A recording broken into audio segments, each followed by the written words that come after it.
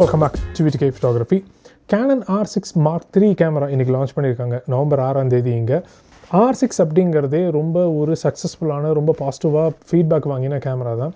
அந்த சீரீஸில் இப்போ 3வது கேமரா லான்ச் பண்ணியிருக்காங்க. இப்போ வந்திருக்கிற மற்ற கேமராஸ் எல்லாமே வந்து ஹையர் மெகா பிக்சல் கேமராஸ் இல்லாட்டி ரொம்ப ஃபாஸ்ட்டாக ஆக்ஷன் கேமராஸ்க்கு அந்த மாதிரி தான் இருந்தது. ஒரு எல்லாருமே யூஸ் பண்ணுற மாதிரியான ஒரு ஹைப்ரிட் கேமரா, ஒரு மிட் கிரவுண்ட் கேமரா வந்து கேனனில் லான்ச் பண்ணுமே அப்படின்னு சொல்லிட்டு ரொம்ப நாளாக வெயிட் பண்ணி இப்போது Canon R6 Mark III launch ஆயிருக்கு. இது மிட் கிரவுண்ட் கேமராவாகவே இருந்தாலும் விலை தான் ஆக்சுவலி மிட் கிரவுண்ட் கேமராவுடைய விலைகள்லாம் ரொம்ப ஜாஸ்தியாக போய்கிட்டே இருக்குது. R6 லான்ச் ஆகும்போது $1999 இருந்த கேமரா இப்போது R6 Mark III $2700 ஆகிடுச்சு. கிட்டத்தட்ட $90,000 ஜாஸ்தி ஆகிடுச்சு அப்படிங்கிறது ரொம்ப வருத்தமான ஒரு விஷயம்தான். ஆனால் அதுக்கு ஒர்த்தா இந்த கேமரா அவ்வளோ எக்ஸ்ட்ரா கொடுத்து வாங்க முடியுமா இந்த கேமராவை அப்படின்னா எனக்கு என்னமோ நிறைய இடங்களில் இது ஒர்த்து அப்படிங்கிற மாதிரி தான் தோணுது. சரி, எப்பவும் பேசுகிற மாதிரி சென்சர்லேருந்து ஆரம்பிச்சிருவோம். நம்ம இந்த கேமராவில் இருக்கிறது 32.5 மெகா பிக்சல் இருக்கிற ஒரு புது CMOS சென்சர் இந்த கேமராவில் இருக்குது, ஃபுல் ஃப்ரேம் சென்சர். ஓகே, இந்த கேமரா ஆட்டோ ஃபோக்கஸ் அப்படின்னு எடுத்துக்கிட்டோம்னாக்கா டியூவல் பிக்சல் ஆட்டோ ஃபோக்கஸ் இருக்குது, அதில் வெர்ஷன் 2 இருக்குது. டியூவல் பிக்சல் ஆட்டோ ஃபோக்கஸ் வந்த காலத்துலேருந்தே அது எவ்வளோ சூப்பராக இருக்குது அப்படிங்கிறது நமக்கு நல்லாவே தெரியும். R6லேயே வந்து நாங்கள் பார்த்து ஆடி போயிருக்கோம். அந்த அளவுக்கு அட்டகாசமான ஒரு ஆட்டோ ஃபோக்கஸிங் சிஸ்டம் அது. இப்போது அதை இன்னும் என்ஹான்ஸ் பண்ணி டியூவல் பிக்சல் ஆட்டோ ஃபோக்கஸ் 2 கொண்டு வந்தாங்க. அதில் இப்போ லேட்டஸ்ட்டாக இருக்கிற எல்லா விஷயங்களுமே இந்த R6 Mark III கேமராவில் இருக்குது அப்படிங்கிறது ரொம்ப வரவேற்கத்தக்க விஷயம். சரி, இந்த கேமராவுடைய ஸ்பீட் என்ன அப்படிங்கிறத பார்க்கலாம். ஒரு செகண்டுக்கு 40 ஃபோட்டோ எடுக்க முடியும். ஒரு செகண்டுக்கு 40 ஃபோட்டோ அப்படிங்கிறது சான்ஸே இல்லை, சரியான ஸ்பீடு. அது 40மே ரா ஃபோட்டோவாக எடுக்க முடியும் அப்படிங்கிறதும் அட்டகாசமான ஸ்பீடு. அதில் முக்கியமான ஃபுட் நோட்ஸ் அதிகமாக பார்க்குறது இல்லைங்களா, நம்ம அது இருக்கிறதையும் சொல்லிடுறேன் நான். இந்த 40 ஃபோட்டோ எடுக்கணும் அப்படின்னாக்கா மெக்கானிக்கலில் எடுக்க முடியாது, எலக்ட்ரானிக்கில் தான் எடுக்க முடியும். அது நியாயம் தான். அது மெக்கானிக்கலில் அவ்வளோ ஃபாஸ்ட்டாக எதிர்பார்க்க முடியாதது. எலக்ட்ரானிக் ஷட்டரில் தான் எடுக்க முடியும். எலக்ட்ரானிக் ஷட்டரில் எடுக்கும்போது ரோலிங் ஷட்டரும் வந்து நம்ம கொஞ்சம் மைண்டில் வச்சுக்கணும். ஸோ ரொம்ப ஃபாஸ்ட் ஆக்ஷன் அந்த மாதிரிலாம் எடுக்கிறீங்க அப்படிங்கிற மாதிரி இருந்ததுனாக்கா ரோலிங் ஷட்டர் கொஞ்சம் ஜாஸ்தியாக இருக்கிறதுக்கு வாய்ப்பு இருக்குது. அது போக இந்த கேமராவில் 20 ஃபோட்டோவுக்கு ப்ரீ ஷூட்டும் எடுக்க முடியும். அதாவது நீங்கள் பாதி ப்ரெஸ் பண்ணி பிடிச்சிருந்தீங்க அப்படின்னாக்கா ஒரு செகண்டுக்கு 20 ஃபோட்டோ ரெக்கார்ட் பண்ணிருக்கோம். அதுக்கப்புறமா ப்ரெஸ் பண்ணுறது வந்து ஒரிஜினலாக எடுக்கிற ஃபோட்டோ. ஒரு செகண்டுக்கு முன்னாடி வரைக்கும் நீங்கள் 20 ஃபோட்டோ எடுத்திருக்கீங்க அப்படிங்கிறத நம்ம வேணுங்கிறத செலக்ட் பண்ணிக்கலாம். நீங்கள் மரத்தில் பறவை இருக்குது, அது பறந்தது அப்படின்னாக்கா அது பறக்கும்போது நமக்கு அந்த ரியாக்ஷன் டைம் இல்லை அப்படிங்கிற மாதிரி இருந்தால் நம்ம மிஸ் பண்ணிவிடுவோம் அந்த ஷாட்டை. ஸோ ப்ரெஸ் பண்ணியே பிடிச்சிருந்தீங்க அப்படின்னாக்கா அது பறக்கும்போது நீங்கள் ஒரிஜினலாக ப்ரெஸ் பண்ணிங்கன்னா கூட போதும். சரிங்களா, ஒரு செகண்டுக்குள்ளே நீங்கள் ப்ரெஸ் பண்ணிட்டீங்கனாலே போதும். அந்த பறந்துட்டுருக்கிற அந்த ஷாட்டோ இல்லை அந்த கிளையிலேருந்து பறக்கிற ஷாட்டோ எல்லாமே வந்து உங்களுக்கு நீட்டாகவே இருந்துக்கும். அதில் நீங்கள் செலக்ட் பண்ணிக்கலாம். ஒரு செகண்டுக்கு அதுவே 20 ஃபோட்டோ எடுக்குது. சூப்பர். இந்த கேமராவில் இப்போது 8.5 ஸ்டாப்ஸ் இமேஜ் ஸ்டெபிலைசேஷன் இருக்குதுன்னு சொல்கிறாங்க. 8.5 ஸ்டாப்ஸுங்கிறதும் அட்டகாசமான ஒரு விஷயம். அதில் 7.5 ஸ்டாப்ஸ் வந்து நார்மல் ஸ்டெபிலைசேஷன்.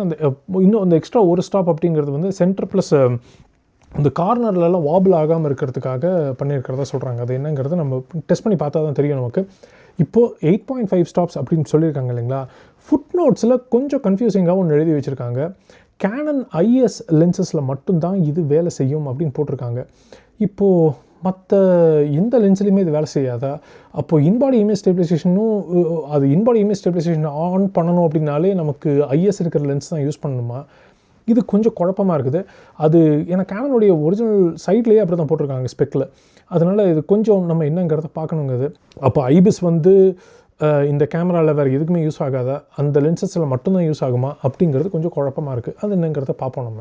ஆட்டோ ஃபோக்கஸ் அப்படின்னு எடுத்துக்கிட்டோம்னா கேனனுடைய ஆட்டோ ஃபோக்கஸ் பற்றி எனக்கு கவலை கிடையாதுங்க. அதெல்லாம் வேறு லெவல் வெறித்தனமான ஆட்டோ ஃபோக்கஸ். அதெல்லாம் அந்த ஆட்டோ ஃபோக்கஸ் இப்போ கேனன் R1லையும் கேனன் R5 Mark IIலையும் இருக்கிற அதே ஆட்டோ ஃபோக்கஸிங் சிஸ்டம் இப்போ R6 Mark IIலையும் கொடுத்துருக்காங்க அப்படிங்கிறது ரொம்பவே வரவேற்கத்தக்க ஒரு விஷயம். சூப்பர். வீடியோ சைடு பார்ப்போம். வீடியோ சைடில் நிறைய விஷயங்கள் பண்ணியிருக்காங்க. முக்கியமாக ஓப்பன் கேட் ரெக்கார்டிங் இந்த கேமராவில் கொடுத்துருக்காங்க அப்படிங்கிறது ரொம்பவே சூப்பரான ஒரு விஷயம். எப்படி இந்த அந்த ஃபேஸ் ரெக்கக்னிஷனோ இல்லாட்டா இந்த அனிமல் ரெக்கக்னிஷனு அப்புறம் பேர்ட் ரெக்கக்னிஷன் இதெல்லாம் எப்படி ரொம்ப காமன் ஆகிடுச்சோ அந்த மாதிரி இப்போ வந்து ஓப்பன் கேட்டுங்கிறது ரொம்ப காமனாக எல்லோரும் பேசக்கூடிய ஒரு விஷயமாக மாறிக்கிட்டு இருக்குது அப்படிங்கிறது ரொம்ப நல்ல ஒரு விஷயம். ஓப்பன் கேட்டுங்கிறது ஒன்றும் இல்லைங்க. இப்போது நம்ம கேமராவில் ஃபோட்டோ எடுக்கிறீங்க, அதே ஃப்ரேமில் அப்படியே ஒரு வீடியோவும் எடுத்து பாருங்கள். ஃபோட்டோவில் வந்து மேலேயும் கீழேயும் கொஞ்சம் எக்ஸ்ட்ரா இருக்கும், வீடியோவில் வந்து கொஞ்சம் கட்டான மாதிரி இருக்கும். ஏன்னா ஃபோட்டோ எடுக்கிறது வந்து 3:2 சென்சரில் எடுக்கிறோம். வீடியோ இருக்கிறது வந்து அந்த 3:2 சென்சரில் 16:9 ஏரியாவில் மட்டும்தான் வீடியோ எடுக்கிறோம் நம்ம. அதனால் வீடியோ வந்து எப்போவுமே கிராப்டு வீடியோவாக தான் இருக்கும். இப்போது ஃபோட்டோ எடுக்கிற மாதிரியே வீடியோவும் எடுக்க முடியும், 3:2 சென்சர்லேயே வீடியோவும் எடுக்க முடியும் அப்படின்னாக்கா அதுதான் ஓப்பன் கேட். 32 மெகா பிக்சல் இருக்குது அப்படிங்கிறதுனால 7Kவும் தாராளமாக வீசி எறிஞ்சிருக்காங்க. அது மட்டும் இல்லை, கேனனில் பொதுவாக நம்ம நிறைய வீடியோஸில் சொல்லியிருக்கோம் கையை உடச்சி காலை உடச்சி கொடுப்பாங்க அப்படின்ட்டு. இந்த கேமராவில் பெருசாக அந்த மாதிரிலாம் எதுவுமே பண்ண மாதிரி எனக்கு தெரியல. 7Kல 24p ரெக்கார்டிங் மட்டும் இல்லாமல் 30 FPS வரைக்கும் கூட எழுதிக்கலாம், 4Kல 120 FPS வரைக்கும் எழுதிக்கலாம் அப்படிங்கிறதும் அட்டகாசமான ஒரு விஷயம். இது எல்லாம் போக கேனன் லாக் 2 இருக்குது, கேனன் லாக் 3 இருக்குது. 2 ஃபார்மேட்லேயுமே இந்த கேமராவில் யூஸ் பண்ணி எழுதிக்கலாம் அப்படிங்கிறதும் அட்டகாசம். கேனன் லாக் வந்து S-Log 3 அளவுக்கு டைனமிக் ரேஞ்ச் இருக்கா அப்படின்னாக்கா ஆக்சுவலி இல்லை. ஆனால் கலர்ஸு, கேனன் கலர்ஸ் வந்து அது நீங்கள் அப்படியே வெறித்தனமாக எடிட் பண்ணலாம். நீங்கள் அந்த ஃபைல்ஸை கேனன் லாக் 3யும் கேனன் லாக் 2வும் அவ்வளோ அழகாக இருக்கும் எடிட் பண்ணி பார்க்குறதுக்கு. அது ஒரு ஃபில்மிக் லுக் இருக்குங்க. அது நீங்கள் எடிட் பண்ணி பார்த்தீங்கன்னா தான் தெரியும். கேனனுடைய அஃபிஷியல் லட்டே வந்து ஆக்சுவலி ஒரு நல்ல ஸ்டார்டிங் பாயிண்டில் கொண்டு வந்து விட்டுருவாங்களே, அதுக்கு மேலே கிரேட் பண்ணி பாருங்கள், அது எவ்வளோ ரிச்சாக இருக்குது அப்படிங்கிறது உங்களுக்கு அப்போ புரியும். அதோடு நிற்கலை, 7K 60 FPS வரைக்கும் கேனன் ராவில் எழுதிக்கலாம். லைட் ரா அப்படின்னு சொல்லிட்டு ஒரு வெர்ஷன் இருக்குது, அதுலேயும் எழுதிக்கலாம். ஸோ இன்டர்னல் ரா ரெக்கார்டிங் வந்து இப்போ திரும்பவும் காமன் ஆகிட்டு இருக்குது. அதோடையும் நிறுத்தலை, 7K 30 FPS வரைக்கும் எழுதலாம்னு சொன்னோம் இல்லைங்களா, அது 10-bitலையும் எழுதிக்கலாம், 4:2லையும் எழுதிக்கலாம் நீங்கள். அதுவும் சூப்பரான ஒரு விஷயம். லாங் ஆப் மட்டும் இல்லாமல் ஆல் ஃப்ரேம்ஸ்லேயும் எழுதிக்கலாம் நீங்கள். அதாவது ஆல் ஐ அப்படின்னு சொல்லுவோம் இல்லைங்களா, அந்த ஃப்ரேம்ஸ்லேயும் எழுதிக்கலாம் நீங்கள். ஸோ இன்னுமே குவாலிட்டி இன்னும் பெட்டராக இருக்கும் உங்களுக்கு. 4K குவாலிட்டியோ இல்லை 7K குவாலிட்டி என்ன வீடியோ எடுக்கிறீங்களோ அதோடைய கலர் குவாலிட்டியும் அதோட ஃப்ரேம் குவாலிட்டியும் ரொம்பவே பெட்டராக இருக்கும், கம்ப்ரெஷன் அதிகமாக இல்லாமல். ஸோ யூட்டிலிட்டின்னு எடுத்துக்கிட்டோம்னாக்கா ஃபால்ஸ் கலர்ஸ் இருக்குது, வேவ் ஃபார்ம் இருக்குது, ஜீப்ராஸ் இருக்குது, இது போக ஹிஸ்டோகிராம் இருக்குது. பேர் மினிமமாக பார்த்துக்கணும் அப்படின்னாக்கா இதெல்லாம் போக லட்டும் கூட நீங்கள் போட்டுக்கலாம். கேமராலேயே உங்களால் லட்டு போட்டு ப்ரிவ்யூ பார்த்துக்க முடியும்னாலும் சரி, இல்லை அது கூடயே பேக் பண்ணி எழுதிக்கணும்னாலும் சரி, இந்த கேமராவில் பண்ணிக்க முடியும் அப்படிங்கிறதும் அட்டகாசமான ஒரு விஷயம். சூப்பர், ரொம்பவே வரவேற்கிற அந்த விஷயங்களை. இவ்வளோ தூரம் முன்னாடி போய் ஒரு ஸ்டெப் பின்னாடி வந்திருக்கிற விஷயம் அப்படின்னா, இந்த கேமராவில் இப்போது 32-bit இன்டர்னல் ஃப்ளோட் ரெக்கார்டிங் இல்லை. இப்போ வர நிறைய கேமராஸில் அதுவும் காமனாக வந்துக்கிட்டே இருக்கிற ஒரு விஷயம். அது ஒரு இவால்விங் டெக்னாலஜி தான். 5 வருஷத்துக்கு முன்னாடிலாம் அது இருக்கவே இல்லை. அது இப்போ தான் நிறையா வந்துக்கிட்டு இருக்குது. இது வேணுங்கிறதுக்காகவே தனியாக ரெக்கார்டர்ஸ் எல்லாம் வாங்கி போட்டுக்கிட்டு இருந்தோம். இப்போ பார்த்தா அதெல்லாம் வேஸ்ட் இன்வெஸ்ட்மெண்ட்டுங்கிற மாதிரி இருக்குது. நிறைய கேமராஸில் இப்போது இன்டர்னலாகவே 32-bit ஃப்ளோட் ரெக்கார்டிங் பண்ணிக்க முடியும். ஆனால் இந்த கேமராவில் இன்னும் அது இல்லை. மேபி இந்த கேமரா டிசைன் பண்ண ஆரம்பித்த டைமில் அது வேண்டாம் முடிவு பண்ணியிருப்பாங்க. 2 வருஷம் முன்னாடி ஆரம்பிச்சிருப்பாங்க. இப்போ நேற்றுக்கு ஆரம்பிச்சு இன்றைக்கி முடிகிற விஷயம் இல்லை அதெல்லாம். ஸோ 2 வருஷத்துக்கு முன்னாடி பெரிய விஷயம் இல்லை, அப்புறம் பார்த்துக்கலாம்னு விட்டுருந்துருக்கலாம். அது இன்றைக்கி மற்ற கேமரா கம்பெனிஸ் கொஞ்சம் கேட்சப் பண்ணிட்டாங்க. அந்த விஷயத்தில் கொஞ்சம் இந்த கேமரா பின்தங்கி இருக்குது.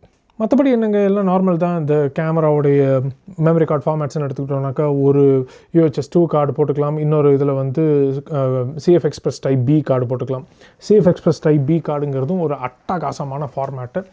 A டைப் இருக்குது, ஆனால் B டைப் வந்து A டைப்பை விட ஃபாஸ்டரு, A டைப்பை விட B டைப் ரொம்ப ரொம்ப சீப்பு.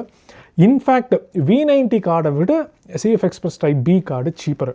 அப்படிங்கிறப்போ CF Express Type B card இன்னுமே ரிலையபிளான கார்டு, அது இன்னுமே ஃபாஸ்டரான கார்டு, ரா ரெக்கார்டிங்கெல்லாம் வந்து அட்டகாசமான கார்டு. நம்பி பார்க்கலாம், சூப்பராக இருக்கும். என்ன அதுக்கு தனியாக இன்னொரு ரீடர் வாங்கணும். ஏன்னா அந்த டைப் ஃபார்மேட் இருக்கிற கார்டு வந்து எல்லா கம்ப்யூட்டர்லேயும் ரீடர் வராது. அதுக்கு தனியாக நம்ம ரீடர் தான் வாங்கி ஆகணும். ஆனால் கார்டு சீப்பர், சூப்பர் குவாலிட்டி, இன்னுமே ரிலையபிளான ஒரு கார்டு. இது ஃபஸ்ட்டு ப்ரிவ்யூ பார்த்துட்டு எனக்கு இதெல்லாம் தான் டாப் ஆஃப் த மைண்ட் ஓடின விஷயங்கள். இதெல்லாம் உங்கள்கிட்ட ஷேர் பண்ணிக்கணும்னு நினச்சேன் நான். உங்களுக்கு ஏதாவது இந்த கேமரா பற்றி கொஷின்ஸோ இல்லைனா அதாவது தப்பாக சொல்லியிருந்தனாலோ தயவு செஞ்சு கமெண்ட் செக்ஷனில் சொல்லுங்கள். உங்களோட நான் அடுத்த வீடியோவில் மீட் பண்ணுறேன். உங்களுக்கு இந்த வீடியோ கொஞ்சமாக ஹெல்ப்ஃபுல்லாக இருந்திருக்கும்னு நினைக்கிறேன். அடுத்த வீடியோவில் பார்க்கலாம். பாய்.